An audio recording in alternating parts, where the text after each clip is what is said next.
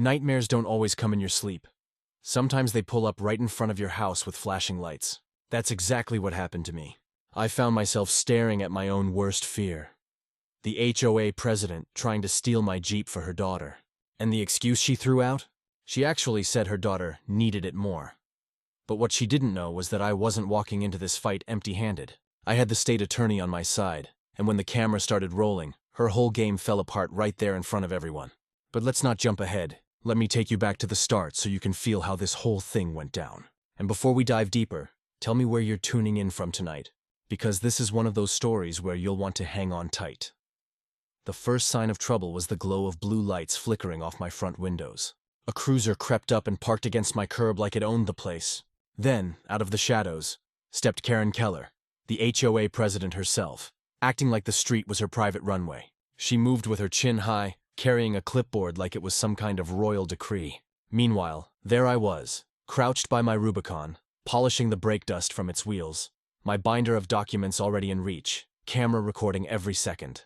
If Karen thought this was just another civil standby, she was about to learn she'd walked into something much closer to a civil war.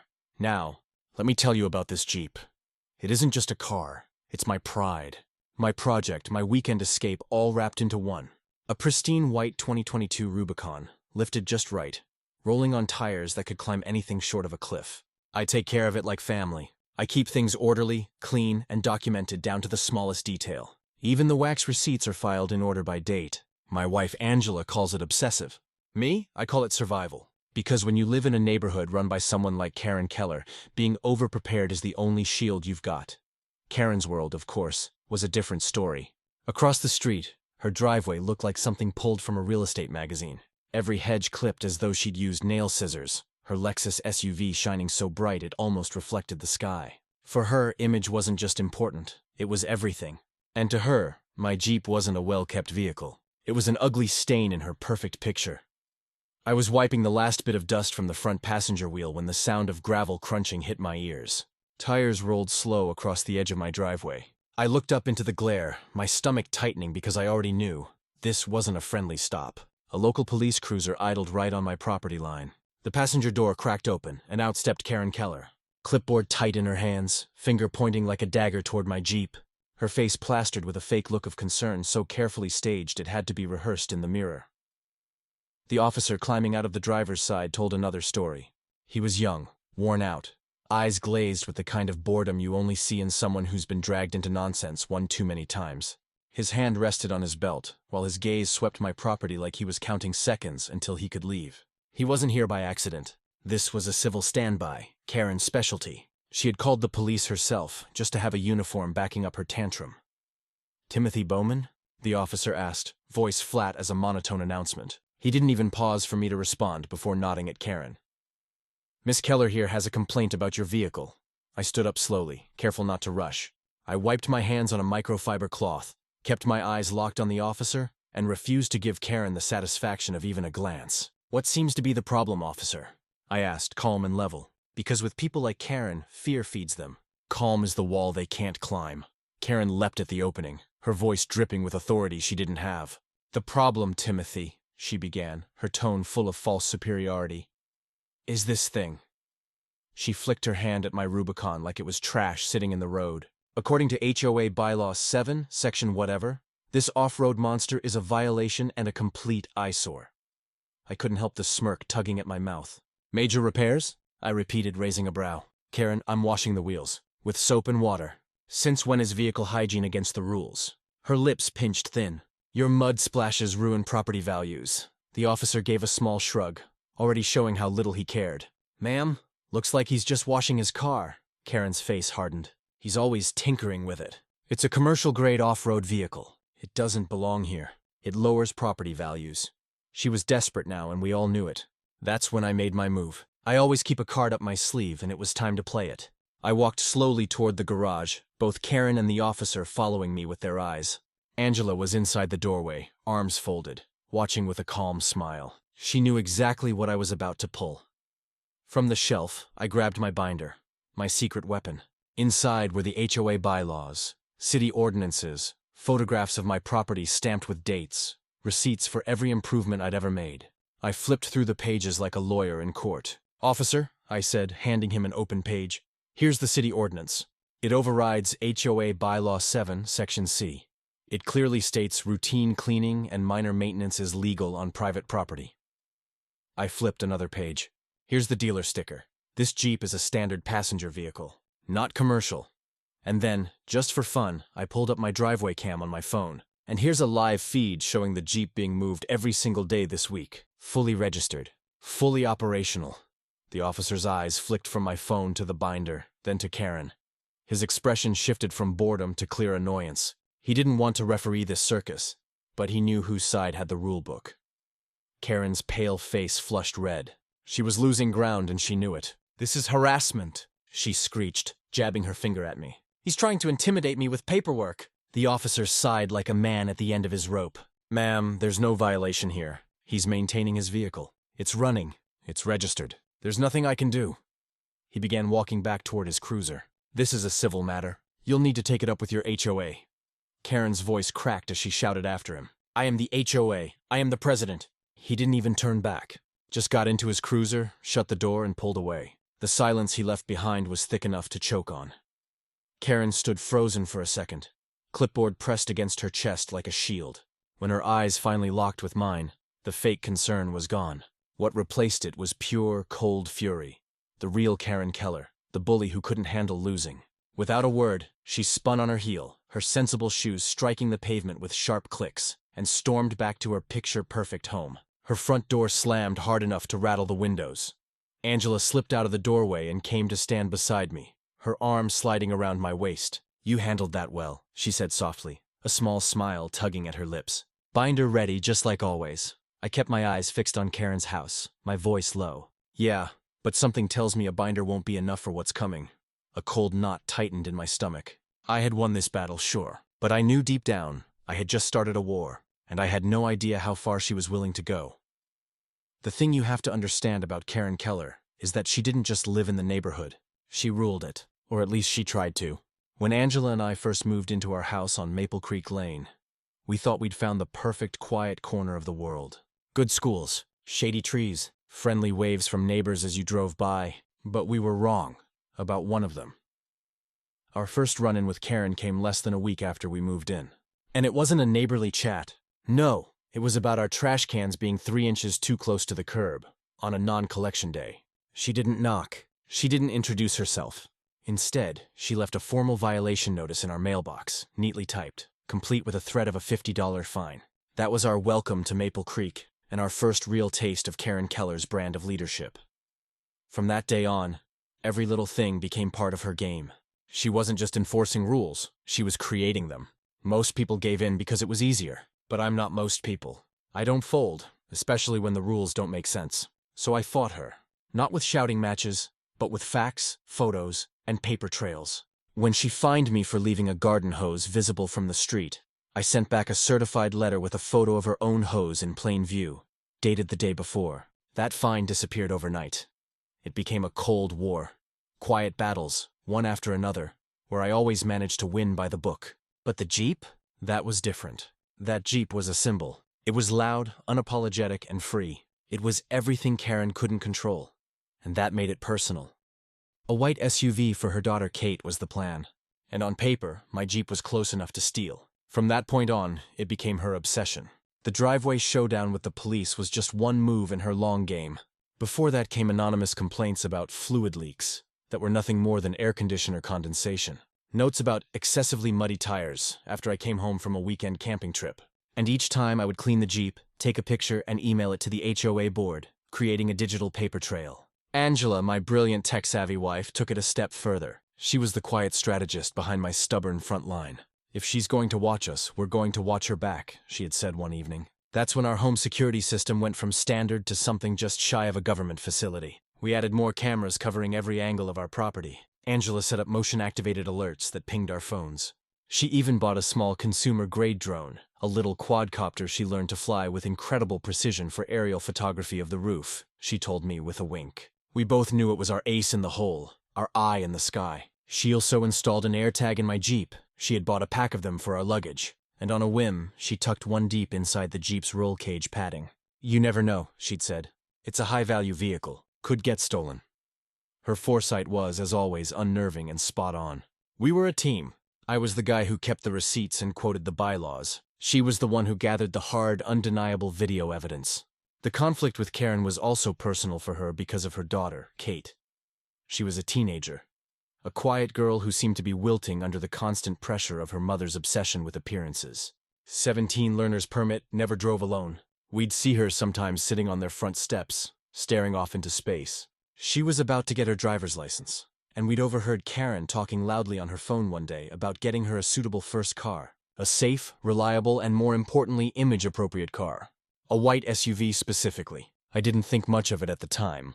But after the police incident, a dark thought began to form in my mind. Karen wasn't just trying to get my Jeep moved. She was trying to get it declared a nuisance. And what happens to nuisance vehicles that don't get moved? They get owed, they get impounded. And sometimes if they're not claimed, they get auctioned off. She didn't just want it gone. I was starting to suspect she wanted it for herself. Or rather for Kate. The idea was so audacious, so ridiculously evil that I almost dismissed it. But I knew Karen. I knew her entitlement had no limits. So we prepared. Angela checked the camera angles and made sure the night vision was working perfectly. He organized my binder, making a new section specifically for the Jeep. I even took a short video on my phone, walking around the vehicle, showing the VIN plate on the dash, the clean engine, the pristine interior. I narrated it like I was selling it, noting the date and time. It felt silly, like I was being paranoid. But my gut told me that Karen's public humiliation had flipped a switch. She was done with petty notices and veiled threats. She had tried to use a legitimate channel, the police, and failed. Now she would turn to other methods. Methods that operated in the gray areas, in the shadows. And we would be ready. We would watch, and we would wait, living our lives, but with one eye always on the house across the street, waiting for the next move in her twisted game. The calm before the storm is the worst part. You know it's coming. You just don't know when or how bad it will be. The inciting incident, the moment the Cold War turned hot, happened 3 days after the driveway showdown. It was a Friday night. Angela and I had just finished dinner and were watching a movie. The promised thunderstorm had finally arrived. A steady drumming rain that washed the world clean and made staying inside feel like a luxury. Our security camera app was open on Angela's tablet, sitting on the coffee table. We'd gotten so used to it that it was just part of the background, like a digital window to the outside world. Around 10 her tablet chimed, a soft, gentle sound that cut through the movie's dialogue. It was a motion alert for the driveway. We both looked at the screen. Through the rain-streaked lens of the camera, we could see a figure in a dark raincoat, hood pulled low, moving quickly toward my Jeep. My first thought was that it was a car thief. I felt a surge of adrenaline, my body tensing to jump up and run outside, but Angela put a hand on my arm. "Wait," she whispered, her eyes narrowed, zooming in on the image. "Look at how they're moving. They're not trying to break in." The figure wasn't checking the doors or looking through the windows. They moved with a specific purpose, heading straight for the windshield. They were holding something. It was small, rectangular. The figure reached out, did something at the base of the windshield, and then skewered away, disappearing back into the rainy darkness of the street. The whole thing took less than 15 seconds. "What was that?" I asked, my heart still pounding. "Let's rewind," Angela said, her fingers flying across the screen. She played the clip back, slowing it down frame by frame. We watched the hooded figure approach. As they got closer to the Jeep, they turned slightly and the motion-activated porch light caught their profile for just a second. It was Karen Keller. There was no doubt. The sharp chin, the determined set of her jaw. It was her. We watched as she pulled a piece of paper from her coat pocket. It had a plastic sleeve to protect it from the rain. She carefully affixed it to the windshield, pressing it down firmly. Then she pulled out her phone, snapped a quick picture of the tag on the Jeep, and hurried away. "I don't believe her," I muttered, shaking my head. "What is she doing now?" Angela didn't answer. She was still focused on the tablet, zooming in on the tag Karen had left. The resolution wasn't perfect through the rain, but we could make out the big bold letters at the top. It was another one of those orange stickers. Thunder timed her lie like a drum roll. This one read, "Final notice, abandoned vehicle." We set a timer for 24 hours and hit record on the whole night. Beneath the headline, there was smaller text. It cited a non-existent city ordinance and stated the vehicle would be towed at the owner's expense if not moved within 24 hours. "That's not a real notice," I said immediately. "I've seen the official city ones. They're different. The font is wrong. The wording, it's all fake." Angela nodded, her expression grim. She printed it herself. "Tim, She took a picture as evidence that she'd posted a notice. She's creating a fake paper trail. The audacity of it was stunning.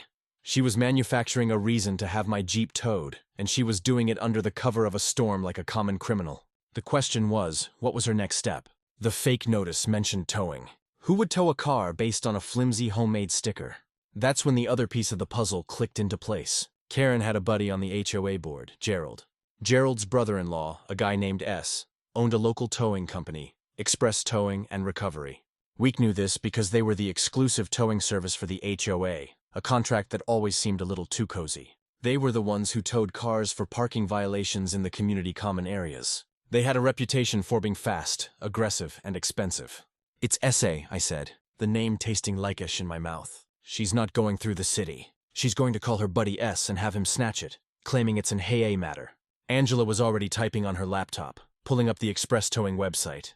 "They have a 24-hour service," she said, her voice low and tight. "They could come anytime."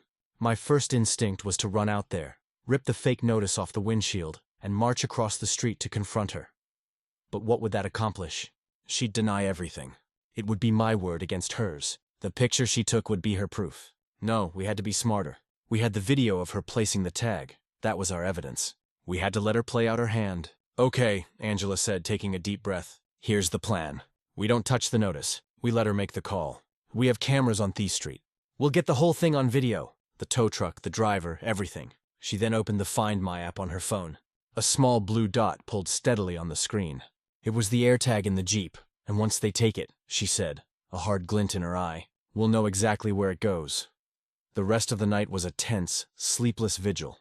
We left the movie off. The only sounds were the rain and the quiet hum of our electronics.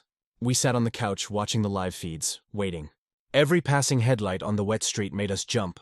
It felt like we were under siege in our own home. How far was too far? I thought about that question. For me, it was this: forging official-looking documents, trespassing on my property, conspiring to have my property stolen. This was no longer a petty dispute over lawn maintenance. This was criminal, and Karen Keller, in her obsession and her arrogance, had just crossed a line from which there was no coming back. 21 a.m. Headlights. We held our breath. A set of headlights cut through the rain, slowing as they approached our house. It was a large flatbed tow truck, its yellow emergency lights flashing, painting the neighborhood in eerie strobing patterns. The logo on the door was unmistakable even in the dark. Express Towing and Recovery. The game was on. The flatbed truck from Express Towing pulled up without making a sound, its engine a low grumble that was mostly swallowed by the rain. A man in a dark, greasy jumpsuit got out. He was big, with a heavy set build and a sour expression that seemed permanent. He didn't hesitate. He moved like he'd done this 100 times, his actions efficient and devoid of any curiosity. He didn't look at the house, didn't seem to care that he was on private property in the middle of the night. He walked straight to the Jeep, glanced at the orange sticker Karen had planted, and got to work. We watched it all unfold in high definition from the safety of our living room. Angela had 3 different camera angles on him. The tension was thick enough to choke on. It felt profoundly wrong to sit there and watch someone steal my car, even if it was part of a larger plan. I let it go to catch it all. It felt like swallowing a hook. Take it. I'll take everything else. The tow truck driver worked fast. He attached a hook to the front axle. The metallic clank sharp and loud, even through the screen. He winched my Jeep onto the flatbed with a groan of straining cables. The whole process took less than 5 minutes. He secured the wheels, climbed back into his cab, and with a final flash of his lights, he pulled away. My white Rubicon strapped to his truck like a trophy. The street was empty again. The rain continued to fall. It was as if it had never happened. But we had it all every second. The truck's license plate, a clear shot of the driver's face the moment he hooked up my vehicle.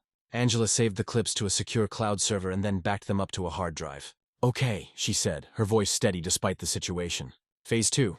She opened the Find My app again. The blue dot representing the AirTag was already moving. It was heading south away from our neighborhood. We watched its silent journey across the digital map. It didn't go to the main publicly listed Express Towing impound lot. That was the first red flag. Instead, it traveled to an industrial area on the other side of town, a place filled with warehouses, scrapyards, and body shops. The dot finally came to a stop at a location with no official business name attached to it on the map. It was just a large fenced-in lot behind a windowless metal building. "That's not their main yard," I said, stating the obvious. "That's a chop shop or something like it." The implications hit me hard. This wasn't a simple illegal tow scare me. They weren't just going to hold my Jeep for a high fee. They were taking it somewhere to strip it for parts. The thought made me sick. My Jeep, which I'd meticulously cared for, being torn apart by greasy thugs in some back alley garage. We have to go there, I said, standing up. We call the police. We go there now. Angela shook her head. No, Tim. Not yet. Think. What will the police do? They'll see a tow truck from a licensed company. They'll see the fake notice Karen photographed. They'll hear S, the owner, say it was a legitimate HOA tow. It becomes a civil matter. They'll tell us to sue him. Meanwhile, our Jeep gets stripped bare. We need more than just a video of the tow. She was right. Of course, her logic was infuriatingly sound. We needed undeniable proof of criminal activity. So what do? I asked, frustration creeping into my voice. We wait until morning, she said, and then you go there. Not with the police, just you. You go to get your towed vehicle back. You act angry, but not like you know the whole plan. You're just an annoyed homeowner. And while you're there, you look, you listen, you document. She handed me a set of keys, not for my car, but for hers. And you take my car. Leave your phone here. Take this one. She gave me a burner phone, a cheap prepaid one she kept for emergencies. No tracking, no way for them to connect it to you. Just use it to record audio if you can. Be smart. Get in, get a look, and get out. The goal isn't to get the Jeep back right now. The goal is to get evidence. It was a risky plan, but it was the only one we had. Trying to sleep for the next few hours was impossible. I just sat there thinking about what I would find. When the sun finally came up, casting a gray, watery light over the world, I felt ready. I was running on pure anger and adrenaline. I drove Angela's sensible sedan, a car that nobody would look at twice, and followed the directions on the map to the industrial park. The place was even grimmer in person. A collection of rusty metal buildings surrounded by chain-link fences topped with barbed wire. I found the address the AirTag had pinpointed. It was a large yard crammed with cars in various states of disrepair. The gate was closed but not locked. A small sign on the fence read Express Towing and Recovery. A sly tweak on their official name. There was no one in sight. I took a deep breath, got out of the car, and pushed the gate open. The sound of it creaking was the only noise. I walked into the yard, my heart pounding in my chest, and then I saw it. My Jeep was parked in the back corner near a large open garage bay. It looked intact from a distance, but as I got closer, my blood ran cold. A man stepped out of the garage, wiping his hands on a rag. It was the same driver from last night. He was bigger up close. "Hey, this is private property," he grunted, his voice a low growl. "You can't be here." I put on my best indignant homeowner face. "You towed my car," I said, pointing at the Jeep. "My name is Tim Bowman. That's my Rubicon. I'm here to get it back." The man, who I later learned was S himself, the owner, sneered. "Yeah, you got $3,000 for the tow and storage fee. $3,000, the price was absurd. Designed to be impossible. This was the scam. $3,000 for towing at 10 €, that's extortion." I shot back. S took a step toward me, puffing out his chest. He waistreeing to intimidate me. "Those are the rates, pal. Pay up or get out. Pay or pray, homeowner." I needed to get closer to the Jeep. I started walking toward it. "I want to see if it's been damaged," I said, my voice rising. "You had no right to take it." S moved to block me. "You ain't touching nothing till I see some cash." I tried to step around him, and that's when he shoved me. Unprovoked shove. "Simple battery. Touch me again, and I start numbering exhibits," I said. I logged the bruise like a timestamp. It was a hard two-handed shove to the chest. I stumbled back a few steps, catching my balance. "Get out of my yard before I have you arrested for trespassing," he yelled, his face turning purple. But more importantly, in that brief moment as I stumbled back, I got a clear view of the passenger side of my Jeep. The door was slightly ajar, and I saw something that made my stomach drop. On the ground next to the front tire was a small pile of freshly scratched bolts, the kind that hold the fender on, and sitting on the passenger seat was a diagnostic computer, its screen glowing. They weren't just storing it, they were already taking it apart. The shove was a gift, not just because it was a clear case of assault, but because it bought me a few precious seconds. As I stumbled backward, my eyes locked onto the details around my Jeep. S was yelling, his face contorted with rage, but his words faded into a dull buzz. I was in full evidence-gathering mode. The scratched bolts on the ground were the first thing I saw. They were the Torx bolts that held the front fender flares on. The factory paint on them was broken, the metal underneath shiny and new. You only take those off for one reason, to get access to the engine bay and the electronics behind the wheel well. Next to the bolts, I saw fresh scuff marks on the concrete, the kind left by a floorjack. And then my eyes darted to the Jeep itself. The passenger door was open, and through the window, I could see the plastic panel under the glove box was hanging loose, exposing a mess of wires. That's where the vehicle's main computer, the ECU, was located. On the seat was a laptop connected by a cable to the Jeep's diagnostic port. They were actively working on it. They were stealing its brain. I said, "Get out!" S roared, taking another menacing step toward me. I held up my hands, feigning surrender. Okay, I'm going, but you haven't heard the last of this. I backed away slowly, my mind racing, cataloging everything I had seen. The mismatched module IDs would be the key. Modern cars are networks of computers. The main ECU, the transmission controller, the anti-lock brake module. They all have unique serial numbers and are digitally married to the vehicle's VIN. If they swapped my high-performance Rubicon ECU with a cheaper standard one, the serial numbers wouldn't match the master record for my VIN. It would be a digital fingerprint proving the swap. I knew this because I'm the kind of guy who reads the technical service manuals for my vehicles. My methodical nature was no longer just a personality quirk. It was my most powerful weapon. I got back in Angela's car, my hands shaking slightly, not from fear but from rage. The moment was out of sight of the tow yard. I pulled over and called her on the burner phone. I told her everything I'd seen, the shove, the bolts, the hanging wires, the laptop. They're swapping the parts, Angela. The expensive stuff, the ECU, probably the locking differentials, the high-end suspension components. They're going to turn my Rubicon into a base model and sell the good parts on the black market. There was a pause on the other end of the line. Then her voice came through cold and clear. Okay, Tim, come home. The shove is battery. That's a criminal offense. We're going to file a police report. Not about the tow, but about the assault. That gets us a case number. That gets us a foot in the door with law enforcement. That isn't just a civil dispute. The next day was a blur of official. We went to the police station. I gave a statement about the assault at the tow yard. I was careful not to mention our larger suspicions about the parts swapping ring. We wanted to keep our investigations separate for now, one battle at a time. The death sergeant was dismissive at first, but an unprovoked shove is an unprovoked shove. He took the report and gave us a case number. It felt like a small victory, but we knew it was just the beginning. The real breakthrough, however, came from a place I never expected. 2 days later, I was driving to the grocery store. I had borrowed my neighbor Ed's old pickup truck. He's a good guy, retired, spends most of his time fishing. He was happy to lend it to me when he heard my Jeep was in the shop. I was stopped at a red light when I saw the flash of red and blue lights in my rearview mirror. Apple's car pulled up behind me and the officer chirped the siren. I was confused. I hadn't been speeding. My borrowed truck was fully legal. I pulled over to the side of the road, my mind racing. What now? The officer approached the driver's side window, his hand on his weapon. He looked tense. "Sir, can I see your license and registration?" he asked, his voice tight and professional. "Sure, officer," I said, handing them over. "Can I ask what this is about?" He took my documents and went back to his car. I sat there waiting for what felt like an eternity. Finally, he came back, but his whole demeanor had changed. He looked less tense and more confused. "Mr. Bowman," he said, handing my license back, "I need you to step out of the vehicle for me." I did as he asked. Another police car had arrived and a second officer was now on the scene. "Here's the situation," the first officer explained. "My automatic license plate reader, the ALPR, got a hit on a stolen vehicle. The hit came back with your name and address, but for a white Jeep Rubicon. The system flagged it as stolen just yesterday." I stared at him, dumbfounded. "My Jeep was stolen," I said. "Well, illegally towed. It's a long story." The officer shook his head. "No, sir, you don't understand. The vehicle that my camera scanned, the one that triggered the alert, it's not your Jeep. It was a completely different Jeep.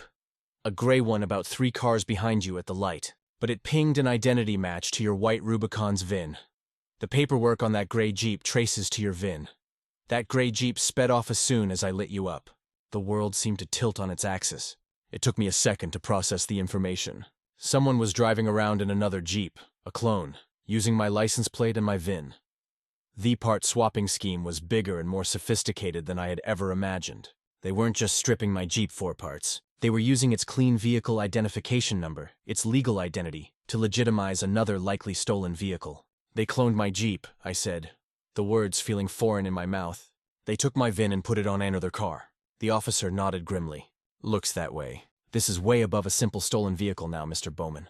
This is organized crime. VIN cloning. That's a federal offense." He took down my information again, this time with a new sense of urgency. He gave me the card of a detective in the auto theft task force. "Call her," he said.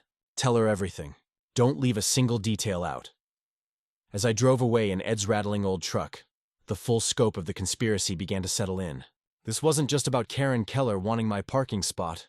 or S wanting to make a quick buck on a tow. This was a professional criminal ring. They were using our petty neighborhood dispute as a cover, a way to feed clean, legally registered vehicles into their machine. And Karen Keller, our HOA president, was the one handing them the keys. The question of how far is too far suddenly had a new terrifying answer. We were in over our heads, and the only way out was to go all the way through. The revelation from the ALPR stop changed everything. We were no longer just dealing with a vindictive neighbor and a crooked tow truck driver. We were dealing with a sophisticated criminal enterprise. Angela and I spent that evening laying out every piece of evidence we had on our dining room table. The video of Karen planting the fake tag, the footage of the midnight tow, my recorded statement about the assault and the part stripping at S's yard, the police report from the traffic stop which officially documented the existence of a clone vehicle using my VIN. It was a mountain of circumstantial evidence, but we needed something to tie it all together. We needed the smoking gun. The tag, Angela said, her eyes gleaming with an idea. She pointed to a still frame from the security video, a zoomed-in shot of the fake orange notice Karen had stuck on my windshield. Where did she print it? It's not a standard office store form. The layout is custom. The font is weird. If we can figure out where it was printed, we might find another link in the chain. Modern printers, she explained, are like typewriters. They have unique characteristics. High-end color laser printers, the kind you find in an office, often embed nearly invisible, microscopic yellow dots in every printout. These dots contain tracking information like the printer's serial number and the date and time of the print. It's a counterfeiting prevention measure. There's no way we can see the dots from this footage, she said. But we have something almost as good. We have the original. I had peeled the fake notice off my windshield after the tow, carefully preserving it in a plastic bag. It was part of my keep everything philosophy. Angela took the notice and placed it under a high-resolution scanner. She scanned it at the highest possible DPI, then loaded the image into a forensic analysis program she had. Every printer has tiny, microscopic imperfections on its toner drum, she explained, her fingers flying across the keyboard. They create a unique digital fingerprint on every page they print. It's called a machine identification code. In simple words, the same Clubhouse printer made both pages. Same printer, same dots, same lie. Same machine means same people. Angela said, if we can find another document printed by the same machine, the software can find a match. The problem was we needed another document that we knew for sure came from their circle. Then it hit me. The HOA violation notices. Over the years, Karen had sent me dozens of them. I had kept every single one, of course, in my HOA binder. I pulled them out. We had a collection of documents spanning 3 years, all from the HOA. Angela started scanning them one by one. She fed them into her software, which began comparing the microscopic toner patterns of the HOA notices to the pattern on the fake abandoned vehicle tag. For an hour, the computer worded, analyzing and comparing. I paced the room, my nerves shot. This was either going to be a brilliant breakthrough or a complete dead end. Suddenly, the computer beeped. A message flashed on the screen. Match found. Angela's face lit up. Got it, she breathed. The fake tag was a perfect match. Not to the notices Karen sent from her home office. No, it was much better than that. It was a perfect match to the official monthly HOA financial statements, and we knew exactly where those were printed. They were printed in the HOA's small shared office space in the community clubhouse. And who printed the financial statements every month? Not Karen. It was Gerald, the HOA treasurer, the retired accountant. The same Gerald whose brother-in-law was S, the owner of the tow company. The link was no longer circumstantial. It was a direct physical connection. Gerald printed the fake tag for Karen on the official HOA printer. He was in on it. He was the inside man using his position and HOA resources to facilitate the crimes. This was the linchpin we needed. We now had a direct line from Karen to Gerald Dowell. The HOA, the tow company, and the chop shop were all connected. The videos, the photos, the police reports, and now the printer analysis report. The next morning, we called the auto theft detective whose card I'd been given. Detective Miller. We scheduled a meeting. When we sat down with her in a small, sterile interview room, I expected skepticism. I expected to have to fight to be believed. I was wrong. We laid out the story from the petty trash can violations to the VIN cloning. We didn't present it as a ranting homeowner. We presented it like a legal case with a timeline, exhibits, and a clear, logical progression of events. As Angela walked Detective Miller through the printer analysis, showing the microscopic toner patterns side by side on her laptop, the detective's expression went from professional interest to genuine shock. She leaned back in her chair. Mr. and Mrs. Bowman, she said slowly, you've done more police work in the last week than some of my rookies do in a month. She told us that VIN cloning and part swapping rings were a huge problem. They were notoriously difficult to crack because they operated in the shadows using layers of plausible deniability. They prey on civil disputes, she explained. They use HS or parking management companies as a front to acquire clean VS. By the time the owner figures out what's really happening, their car's identity is attached to a dozen stolen vehicles and the original parts are gone. She looked at our file. But you, she said, tapping the screen. You've connected the dots. You've given us the direct link between the HOA official and the tow company. This is actionable. This is enough for us to start pulling warrants. A wave of relief washed over me, so powerful it almost made me dizzy. We were finally being heard. We weren't just crazy, paranoid homeowners anymore. We were credible witnesses. Detective Miller told us to go home and act normal. Don't confront anyone. Don't let them know we were onto them. We're going to start our own surveillance. She said, we need to see how deep this goes, but be ready. When it happens, it's going to happen fast. We walked out of the police station into the bright sunlight, feeling for the first time like we weren't just victims.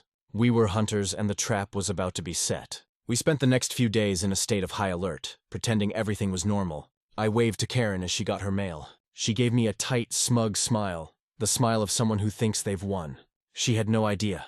The police had asked us to keep our eyes open, to report anything unusual. It was Angela with her eye in the sky who caught the next critical piece of the puzzle. It was a Saturday afternoon. Angela was doing what she called routine aerial roof inspection, which was our code for flying the drone over the neighborhood. She was guiding the tiny quadcopter in a wide, high arc, its camera sending a crystal-clear video feed back to her controller. As the drone passed over Karen's house, something caught Angela's eye.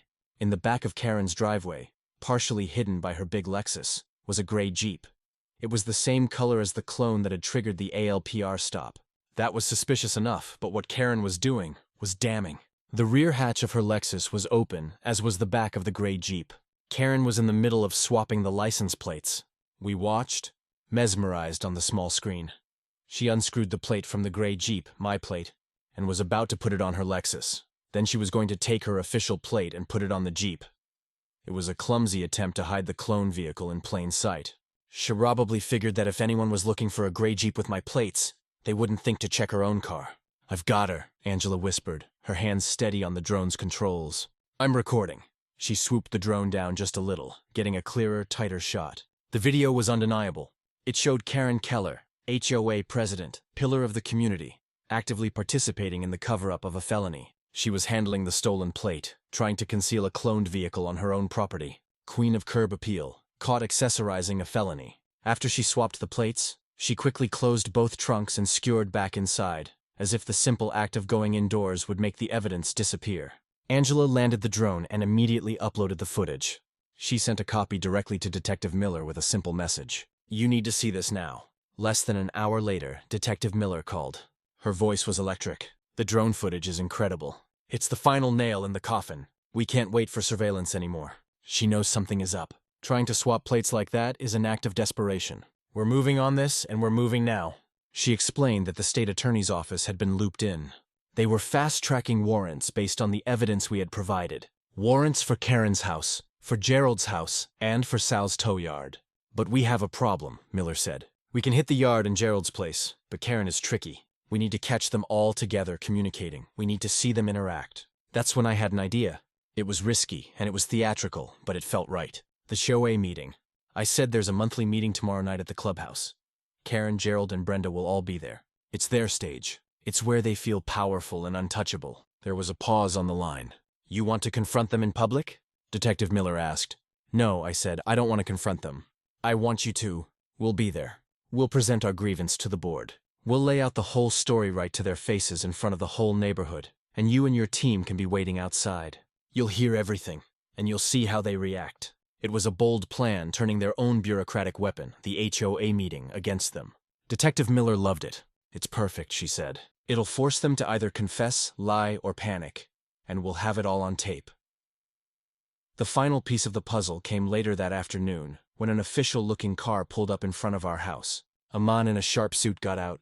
He introduced himself as Mr. Evans, an investigator from the state attorney's office. He was holding a thick file. Detective Miller looped me in, he said, his expression serious. Your evidence was compelling, so we did some digging of our own. He opened the file. We pulled the call logs between Karen Keller, Gerald Fletcher, and Salvatore Marinette. They've been in constant contact. We also pulled the body cam footage from the officer Karen called to your house for the civil standby. It clearly shows her making false claims. His report notes her unusual fixation on your vehicle. He wasn't just there to give us information. He was there to prepare us. Tomorrow night, he said. At that meeting, you will be acting as cooperating witnesses for the state. We will have undercover officers in the audience. Detective Miller and her team will be outside. When you present your case, you just tell the truth. Lay out the facts as you know them. We'll handle the rest. He handed me a business card. You've done a brave thing, Mr. Bowman. Most people would have just paid the fee or given up. You fought back. Now lead us finish the fight for you. As he drove away, I looked at Angela. The weight of the past few weeks felt like it was finally starting to lift. The fear was being replaced by a hard, cold sense of purpose. Karen Keller wanted a war over a parking spot. We were about to give her one in front of the whole world. And we weren't just bringing a binder this time. We were bringing the full weight of the law. The night of the HOA meeting, the air in the community clubhouse was stale with the smell of cheap coffee and simmering resentment. These meetings were usually dull affairs attended by a handful of retirees with complaints about landscaping. But tonight was different. Word had gotten out that there was going to be some drama. The room was packed. Neighbors I hadn't spoken to in years were there, crammed into uncomfortable folding chairs, their faces a mixture of curiosity and apprehension. At the front of the room, behind a long folding table, sat the HOA board. Karen Keller, looking regal and composed in a crisp blazer. Gerald Fletcher, the treasurer, looking nervous and fidgety, constantly adjusting his glasses. And Brenda, who just looked blank as always. Angela and I sat in the front row. She had a laptop bag at her feet. Mr. Evans, state attorney's investigator. Case lead was near the back, dressed down in a polo shirt, looking like any other resident. I spotted two other people I didn't recognize who had the distinct watchful stillness of undercover cops. Karen started the meeting with the usual procedural nonsense, reading the minutes from the last meeting, giving a treasurer's report that Gerald mumbled his way through. She was radiating an aura of smug control, completely unaware of the tidal wave that was about to hit her. Finally, she got to the new business portion of the agenda. Does any homeowner have new business to bring before the board? She asked, her eyes scanning the room, daring anyone to speak. I stood up. I do, I said, my voice clear and steady. Every head in the room turned toward me. Karen's smile faltered for a fraction of a second. Mr. Bowman, she said, her tone icy. You have 3 minutes? I shook my head. I think I'm going to need more than 3 minutes for this. I walked to the front of the room. Angela followed, setting up her laptop and connecting it to the large projector and screened the HOA used for presentations. My wife and I would like to address the board about a pattern of harassment, property theft, and criminal conspiracy being conducted by members of this board using HOA resources. A collective gasp went through the room. Karen shot to her feet. This is out of order. You are making baseless accusations. This Islander, is it? I asked calmly. Angela hit a key on the laptop and the projector screen flickered to life. The first image that appeared was a crystal clear still from our security camera. It was Karen in her raincoat, planting the fake orange notice on my Jeep's windshield. Her face illuminated by the porch light was unmistakable. The room erupted in murmurs. Phones rose like periscopes. Even Brenda blinked. Chairs scraped. A chorus of "Play it again." Karen stared at the screen, her face ashen. That's been Dr. Ed? She stammered. I never did that. Angela clicked to the next slide. It was the video. The entire room watched in stunned silence as the footage played, showing Karen trespassing, planting the tag, and taking a photo as fake evidence. Gerald was sweating profusely now, wiping his brow with a handkerchief. This notice, I said, holding up the actual tag in its evidence bag, claimed my vehicle was abandoned and would be towed. I looked directly at Gerald. Our investigation with the help of the state attorney's office traced the printer used to create this fraudulent document. Angela put the next slide up. It was the side-by-side comparison of the toner patterns from the fake tag and the HOA financial statements. It was printed on the official HOA printer in this very clubhouse. A printer that you, Mr. Fletcher, have exclusive access to. Gerald looked like he was going to be sick. He opened his mouth, but no words came out. Karen was still sputtering. This is a private matter. This has nothing to do with the HOA. It has everything to do with the HOA. I countered, my voice rising. Because you used your position as president to call your friend Sal Marinette at Express Towing, Mr. Fletcher's brother-in-law, to perform an illegal tow. The next video played. It was the footage of Sal's tow truck hauling my Jeep away in the middle of the night. The murmuring in the room grew louder, turning into angry muttering. People were starting to put the pieces together, And where did they take it? I continued. Not to their official lot. They took it to a chop shop to be stripped for parts. When I went to retrieve my property, I was assaulted by Mr. Marinette. Then came the finale. Angela played the drone footage. The room watched as the overhead view showed Karen in her backyard, frantically swapping my license plate from the gray clone Jeep onto her own Lexus. That was it. The room exploded. People were shouting, pointing at Karen and Gerald. They were trapped, exposed in front of the very people they lorded their power over. Karen finally broke. People like you don't deserve nice things. He's the one. Gerald told me to do it. He and S, they have this whole system. I just wanted the Jeep for Kate. It was just sitting there. She shrieked, pointing a trembling finger at Gerald. The mic on the podium caught every word. Gerald, in turn, pointed back at her. She pushed me into it. She said she'd have me removed from the board if I didn't help. That was all the police needed. As Karen and Gerald accused each other, the main doors of the clubhouse burst open. Detective Miller stood there, flanked by 4 uniformed officers. Karen Keller, Gerald Fletcher, she announced, her voice booming through the chaotic room. You are both under arrest. The undercover officers moved in swiftly. As they were cuffing a hysterical Karen, she screamed at me. You ruined everything. I just looked at her, my face a blank mask. No, Karen, I said, my voice low and cold. You did. As they were led away, with the entire neighborhood watching, I saw Mr. Evans give me a small, almost imperceptible nod. Warrants were being executed at S's Talyard at that very moment. The whole ring was coming down. The house of cards built on petty tyranny and greed had just been blown away. Outside, State Attorney Carsettled like exclamation points. The aftermath was quick and loud. With Karen and Gerald's confessions on tape and our timeline locked, the case clicked shut. Detectives hit Sal Marone's tow yard and found my Rubicon plus 3 other cars mid-strip. They logged tools and templates used in VIN cloning. Workbenches still warm. The ring folded. Turns out they'd been feeding on clean neighborhoods for years, using friendly HOA insiders to tag, tow, and gut. We weren't the first to fight them, but we were the last. A week later, my Jeep came home on a flatbed, bruised but breathing. Modules gone. Suspension swapped for bargain bin junk. Interior chewed up, but the frame and heart were sound. The state attorney's office froze accounts and seized assets. Restitution followed. Bit by bit, a certified Jeep shop rebuilt my Rubicon to spec. New EQ, lockers, dampers, wiring, paid for with their money. The first time I turned the key and the dash woke up clean. It felt like winning a war I didn't start. Court hit hard. Say the hub took the longest stretch, federal time for conspiracy and fraud. Gerald, the printer and ledger man, got years and fines. And Karen Keller, queen of curb appeal, pleaded down and lost almost everything. The Lexus, the title, the throne. Kate left to live with her dad, finally out from under a mother who thought image was oxygen. Karen drew 5 years probation, a heavy bill, and 1,000 hours of community service. The board didn't vanish, it evolved. Neighbors recalled the old guard and voted in a sane one.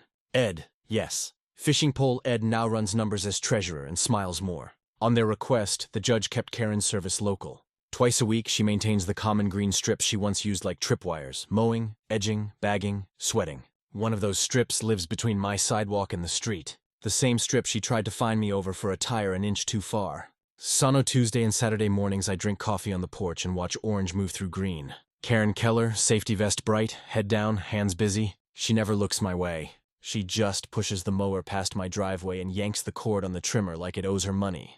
It's not triumph I feel so much as balance, like a scale finally finding center. One hot Saturday, she fought the weed whacker near the curb and lost. For a heartbeat, I felt pity, then remembered the storm tag, the midnight winch, the shove, the empty stare of my Jeep on a lift. Pity evaporated. Angela slid her hand into mine, steady as always. We had our street back. We had our sleep back. We had us. Thinking of a new car, Angela said, sipping iced tea, eyes on the orange blur. Oh yeah, what kind? She smiled. That small surgical smile that always arrives right before a plan pays off. Something safe, reliable, easy two-spot from the porch. Out in the heat, the mower droned, the line hummed, and the neighborhood sounded like a neighborhood again. My Rubicon sat clean in the drive, keys on the hook, title in the safe. Camera pointed nowhere in particular. Sometimes the system does work. Sometimes it needs a shove. And sometimes the best revenge is just a quiet morning, a full tank, and the sound of somebody else doing the